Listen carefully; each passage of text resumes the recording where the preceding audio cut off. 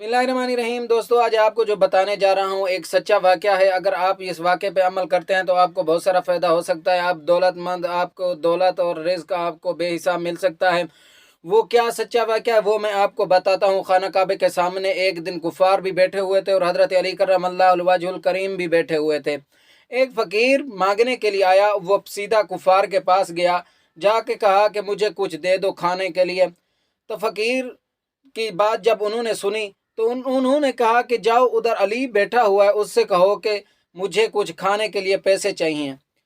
जब फ़कीर उधर जाता है हज़रत अली के पास, उन कुफ़ार के दिमाग में ये था, माइंड में ये था कि अली के पास क्या है, ये हर वक्त अल्लाह अल्लाह करता है, नबी नबी करता है, इसके पास तो है भी कुछ नहीं, ये इसे क्या देगा। यानी कि जब इसके पास कुछ भी नहीं होगा तो हम हज़रत अली पाक पर क्या करेंगे, इस पर मजाक करेंगे, इस पर मस्खरे करेंगे, कई कई तरह तरह की गालियाँ करेंगे। लेकिन होता क्या है, देखते हैं कि होता क्या है। जब फ़कीर हज़रत अली करमल्लाहु वजहुल करीम के पास जाता है तो हज़रत अली करमल्लाहु वजहुल करीम ने फरमाया, अपनी मुट्ठी को बंद करो, अपनी मुट्ठी को बंद करो। जब उसने अपनी मुट्ठी को बंद किया, उसमें क्या थी, कंकरियां थी मुट्ठी में। जब उसने बंद किया तो हज़रत अली करमल्लाहु वजहुल करीम ने दुरूद पाक पढ़ा।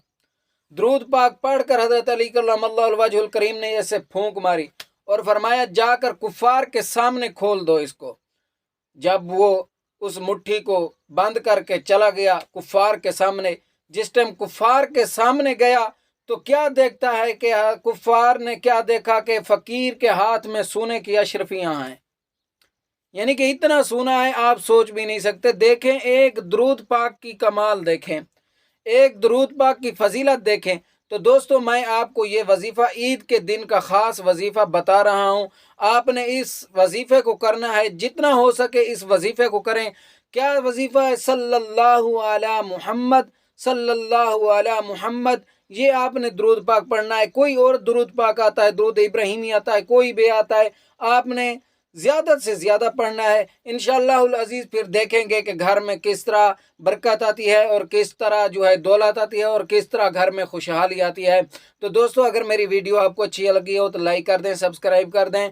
तो मिलते हैं नेक्स्ट वीडियो में, तब तक अल्लाह।